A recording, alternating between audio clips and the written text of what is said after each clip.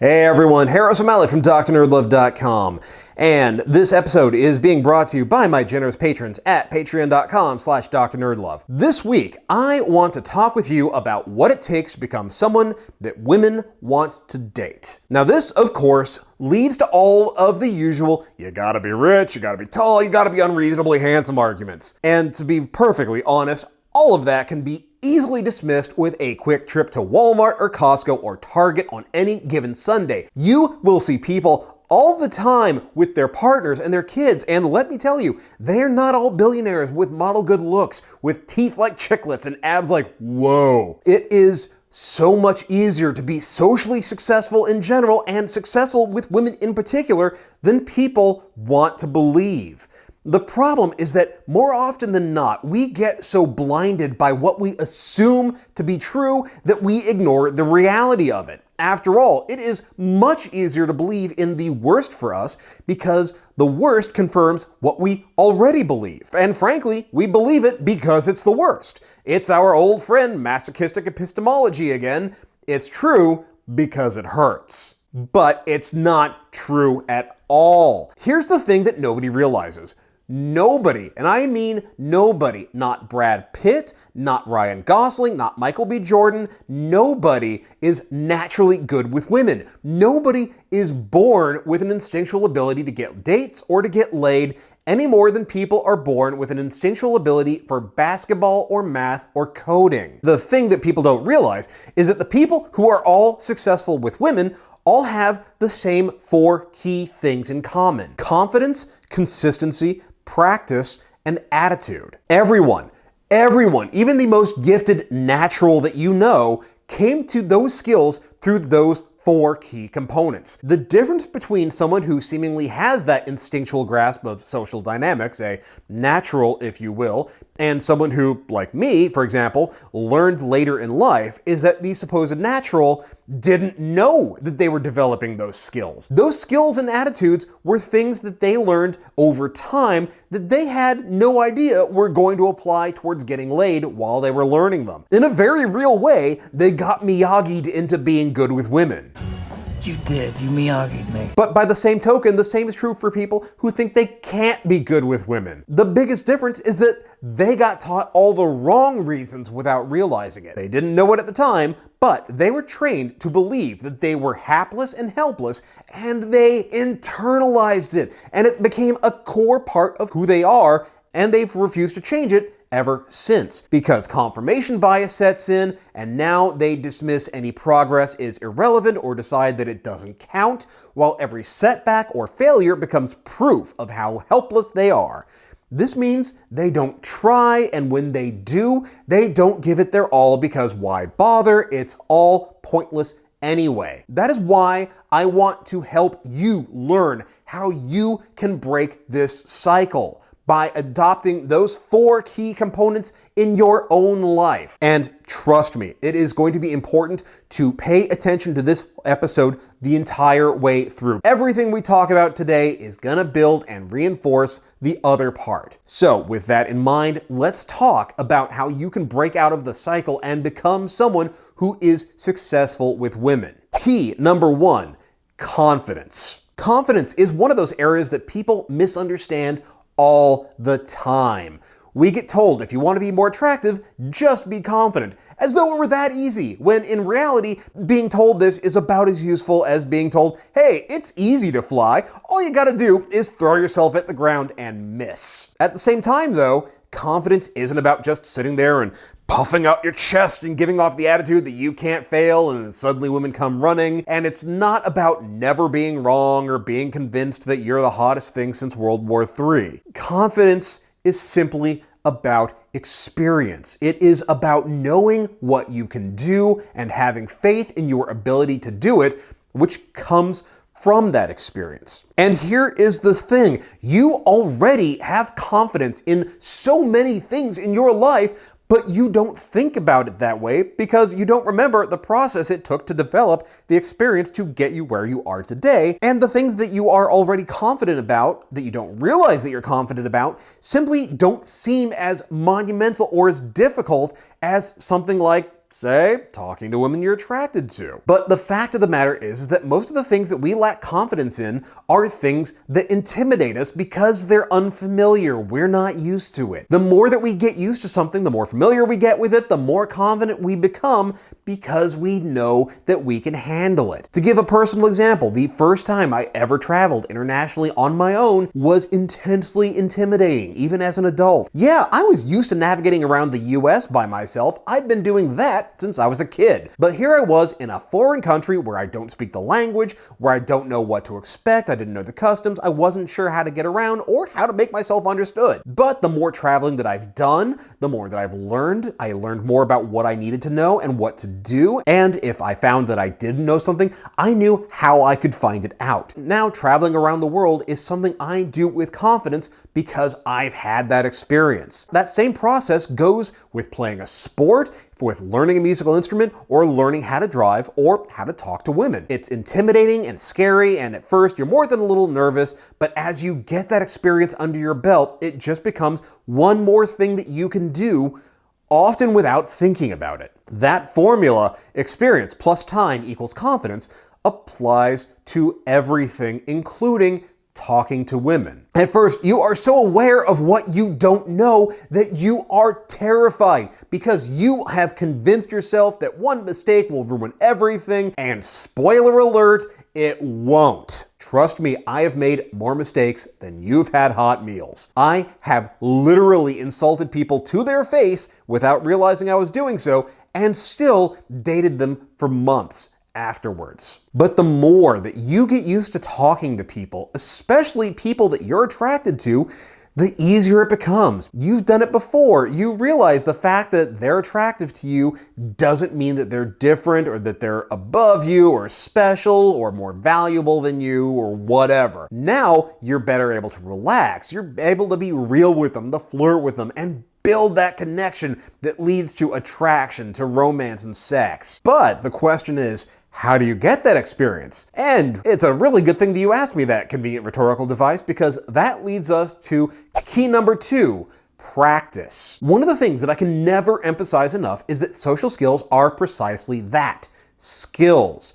They're the skills you use to connect with folks in social settings that help you communicate, navigate the world, and build relationships. And any skill can be improved with deliberate practice. The trick is understanding how to practice and what you need to work on. For example, I see a lot of folks who focus almost all of their attention on trying to do cold approaches and talking to total strangers, which, hey, that is great. That is a very valuable skill to have. It is something that can serve you well, especially if you're in places where you don't know anyone and you want to build up your social circle. That's not necessarily the skill that you need to be good with women. A far more important skill is being able to have a good conversation with someone. If you ask women what made them fall in love with somebody, they will almost always tell you that a huge part is how much they enjoyed talking to them, how their partner made them laugh, how their partner made them feel. How you start the conversation is less important than the quality of the conversation. People will almost never remember the first thing you said to them when you meet them. They will, however, remember how you made them feel and whether they enjoyed talking to you. And that's important because good conversation is part of what helps create oxytocin in the brain, and oxytocin is the chemical that prompts bonding, trust, and attraction. Oxytocin makes us feel good, and we instinctually prioritize our relationships with the people who make us feel good. That is why practicing talking to people, not just approaching them, trying to get their number, but really connecting with them, making them laugh, making them feel good, making them feel like you two could talk about anything is so important. The more that you become someone who can have great conversations with people, the more that you become someone that people want to spend time with. That, in turn, leads to being someone they want to spend naked time with. That seems like something that would be important to practice, wouldn't you think? And the same is true for other skills that are related to success with women, such as flirting or being able to escalate things sexually or romantically. The more that you do it, the better you become at it, and the more confident you become in your ability to do so because you've been gaining that experience. And yes, practice involves being willing to do it badly and to fail, and not being afraid to fail, because failure is how you learn. Like the sage once said, the greatest teacher failure is. Failing and learning from that failure is part of how you build experience. And one of the most important lessons is learning that failure won't destroy you and you can get back up and try again. But there's more to it than just practice. Which brings us to the next part. Key number 3, consistency. This is one that trips a lot of people up. Practice by itself isn't what builds experience. It is practice and consistency. The reason why consistency is important when it comes to improving your social skills is the same reason why it's important for improving your average pace when you're running, or increasing the amount of weight that you're lifting, or improving your ability to speak another language, or literally any other skill. If you don't do something consistently, you lose competency. If you look at anything that you're good at, which includes reading, speaking, driving, walking, things that you take for granted, a big part of the reason why you're able to do it is that you did it consistently while you were still learning until it became second nature to you. Consistency is how you build habits and turn experience into muscle memory. Practicing sporadically, on the other hand, will just frustrate you and lead to your giving up. One of the things I see all the time in the clients that I coach are guys who got inspired by reading The Game or going to POA sites, and they started going out more, but they don't seem to be getting anywhere. When they come to me, the first thing I ask them is, so, how many times a week are you practicing? And the answer is almost always the same. Well, I practiced a lot at first, but I wasn't getting the results I wanted, so I stopped practicing so much. And well, there's your problem. The thing that a lot of people experience is that, much like folks who've made New Year's resolutions or decided to lose weight or start an exercise program, is that it's very easy to go gung-ho at first, but then they start to slow down, and then they stop doing it entirely. The issue here is that a lot of folks expect immediate dramatic changes, and they're very excited by the prospect of making those changes. But they don't stick to it. They don't keep going, and they don't keep practicing and keeping a consistent schedule. They start practicing sporadically at best, not going out, not talking to people except maybe once every couple of weeks when they remember, or they did it once and they never did it again. And so it's small wonder they don't improve. Getting good at anything, whether it's cooking or music or, yes, dating, requires consistent, regular practice. Don't get me wrong, it does not need to be an insane training from hell schedule where you're doing it 4 hours a day, every day. You just have to do it regularly and on a consistent basis. Maybe you designate 1 day a week to go out and just talk to people. Maybe you make a point of joining a particular meetup group and going every weekend, or going to a particular dance class every Tuesday and Thursday for an hour each week. The important thing is that it's something that you can do consistently, something that you carve time out for to make sure that you do it at the very least every week. That consistency is how you turn that new behavior into muscle memory. And that does take time. In fact, it takes a little over 2 months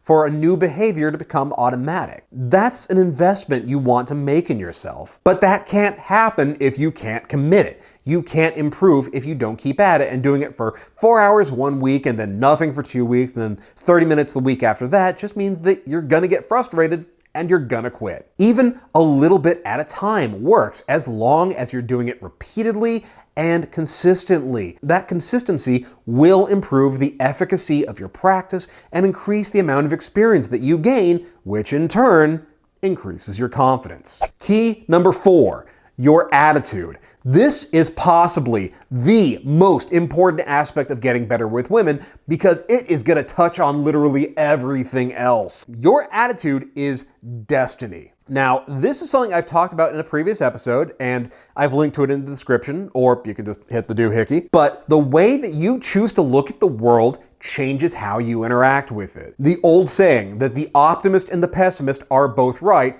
is 100% true. When you go through life with the attitude of, this is all unfair and nothing matters and I can't do any better because it doesn't matter anyway. Yeah, of course you're gonna fail because you've already convinced yourself of the impossibility of improvement. You're not gonna even bother giving something your all because you've already decided there's no point. Then if you even try, you end up failing because you half-assed it. And worse, you don't even learn from that failure because you've decided that failure was inevitable and unchangeable, so what's the point? On the other hand, people who believe that they can do better, that they can advance, that they can redo. I'm just quoting Evangelion reboot titles now. They're the ones who do better because they depersonalize things.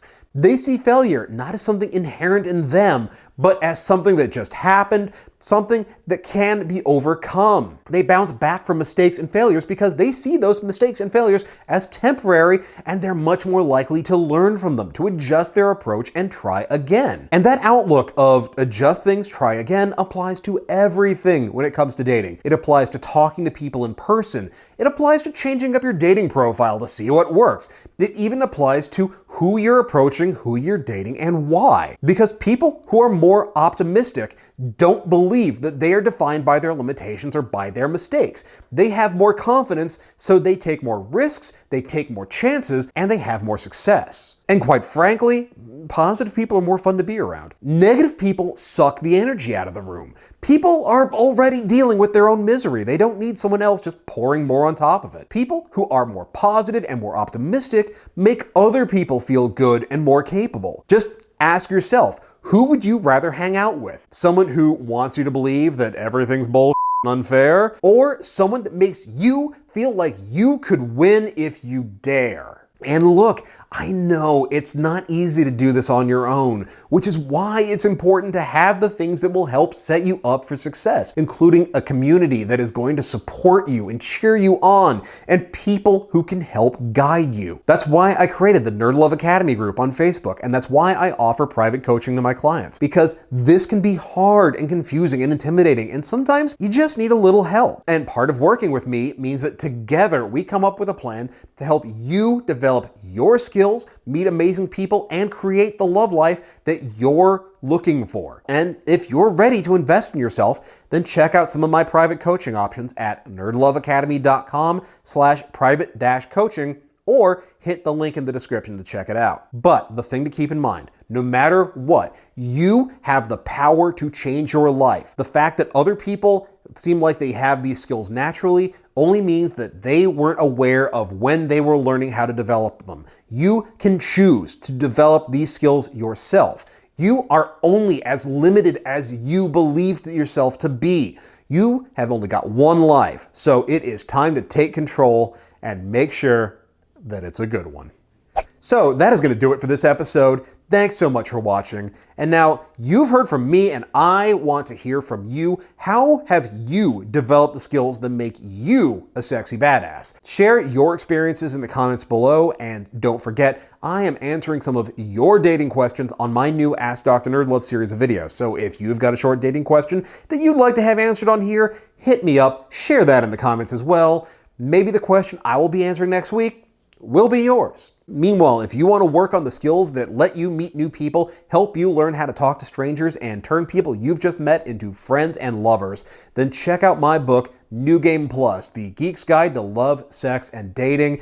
This is the instruction manual you have always wanted, the A to Z guide for learning how to develop and unleash your inner Casanova and find the relationship you've been looking for, whether it is for one night or for a lifetime. Links to buy it are in the show notes, so go and check it out. And if you do check it out, or any of my other books for that matter, do me a huge favor. Be sure to rate and review them on Amazon and Goodreads. It is a huge help to me. If you're digging the series, then you know what to do. Hit that thumbs up, share it with all your friends, like, share, subscribe. You know how YouTube works, you've been here before. But if you are really enjoying these videos, and I mean really enjoying them, if you feel like you're getting a lot out of it, you're finding that it's helping you, and you want to support the channel, and in the process, help fund some amazing new projects, then consider becoming a patron at patreon.com/Dr. NerdLove. Even $1 is a huge help. It covers hosting and equipment costs, and it's like I'm always saying, I can't do this without the help of my patrons, so thank you all so very, very much. Meanwhile, follow me on Twitter at Dr. NerdLove. Join the private Facebook group, NerdLove Academy, at facebook.com/group/Dr. NerdLove. And as always, hit that logo to subscribe, check out my other videos, and I will see you here next time with more about love, sex, and dating. Thanks for watching.